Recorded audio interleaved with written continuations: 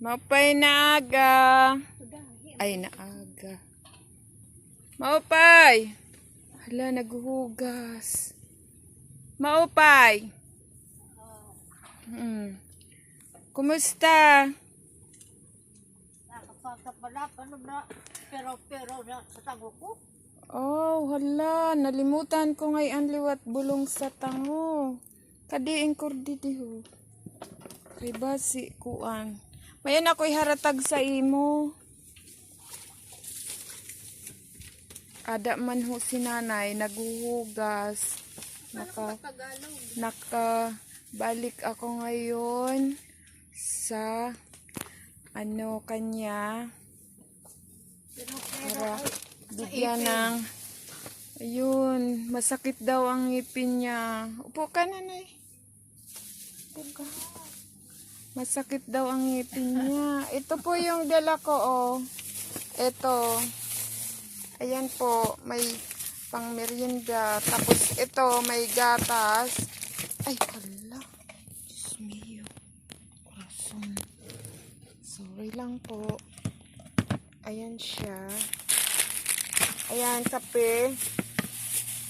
Ito, may ayan siya. Kunti lang po kasi, kunti lang ang pera ko. Ayan, may asukal. O, may gatas dito. Magtimpla ka ng gatas para lumakas ka. Ayan, o, may asukal. Tapos, ayan, may kape. Nagkakape ka? Salamat. Nagkakape ka? Nagkakape ka? Nagkakape ka? Oo. Yan, ayan, mayroon siya. Yan, oh. Kunti pa lang yan, kay kunti pa ang pera ko. Pag ako ay makadami ng pera, bigyan kita lagi ng iyong pang supply. Sadali man, mga atag. Kay nagpalit dayon ako kay base mayong kasinkuan para mayroon kang pagkain. Kaya bumili ako yan. Gugupitan pa nga sana kita, kaso na lang bukas siguro kay para pag kagupit maligo ka, no? Ayan. Itong bahay dito, hindi ka pagtanghali ka lang natutulog dito. Ha? Pagtanghali natutulog ka dito. Oo. Pagkagan, ito ko ng Bernardo. Oo. Oo. Presko man dito, yun lang, walang kuryente. Walang kuryente, Ora, kain tutura, kay ora, ako man la. Oo. Oo, walang kuryente. Sa bagay, doon man siya nahiga sa gabi. So, yan, ganito lang yung sitwasyon ni nanay. Laking pasalamat pa rin dahil malakas ka pa rin kahit 80 years old ka na. Nakakagalaw ka pa rin, kaya mo pa maghugas. Nakakagalaw-galaw ka pa. Salamat maghihapon kay. Saka papamada ko. Mao na. Laging magpasalamat dahil may pa rin, nakakagalaw ka pa rin. Yan ang laging Ay ko dire na ko sakit ko diabetes, basta iblan. Nagtatrabaho ba man ako? Di bali kay kung lagi-lagi yung iyong maintenance, hindi ka manghihina. Oo. Yung sa pa pala niya gamot. Hayaan nyo, kung sakaling may sa akin, may maawa na magbigay ng tulong, itulong ko sa iyo. Sana nga mayroon maawa na magbigay ba ng tulong. Ganun pa man, sana makita rin ng mga anak mo na ganito ang sitwasyon mo.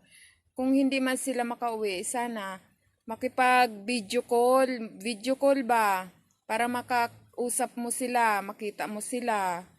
Tapos yung magkumustahan, ganun. Bago ko nga nagkarang marites. Tawagin marites kay ora ko paralat bulong. Pero kasi ang ginagawa nga, pag nauubusan ka, sila ang sumasagot. Syempre, minsan, pag konti ang income, yun, medyo nadidili siguro. Pero binibinhan. Mayroon ka naman pang araw-araw na iniinom ano? May iniinom ka na gamot? Ha? May iniinom ka na gamot? Araw-araw? Ora. Wala na ngayon. Oo, nung Oy. pataka sa adlaw. Ah. Ay, hayaan mo kay pag ano, baka sakaling may maawa na ano, mga viewer natin, mga OFW na may magandang puso, sana maawa na magpadala ng tulong. Kasi po, ano siyempre, yung mga anak gusto man siguro tumulong, mga ano din, mga gipit din sa buhay. So, yun. Siguro, ano na lang, tulong-tulong na lang. Kung sino yung medyo nakakaluwag, ganun na lang po. Ayun po. Medyo nilalakasan ko po ang aking boses kasi po mahina na po yung pandinig niya. Kaya minsan parang akala nyo pag salita ko Awa, nakabataan. Daw, nakasigaw. magpunta, pero ragot sa ako. Hayaan nyo po, magdasal lang po kayo na dumating din ng araw na may dumalaw sa iyo. Na po, magdasal lagi para may milagro ang Panginoon na madalaw kanila, magkita-kita kayo kahit hindi sila sabay-sabay habang ikaw ay nandirito pa sa mundo. Sana po ay ganun nga po ang mangyari. Sikapin nila na makita ka. Maski video call lang sana sa cellphone kasi uso na rin naman ngayon. Sana ganun ang mangyari. O sige, paano po? Alis na ako, no? Ito, ano mo, no? Ha? Ilagay ko lang uli sa plastic, ha? Sige, bye-bye. Sana po ay mayroon mga maluwag po na pwedeng tumulong, mga ka-OFW. Sana po may magbigay ng konting tulong po.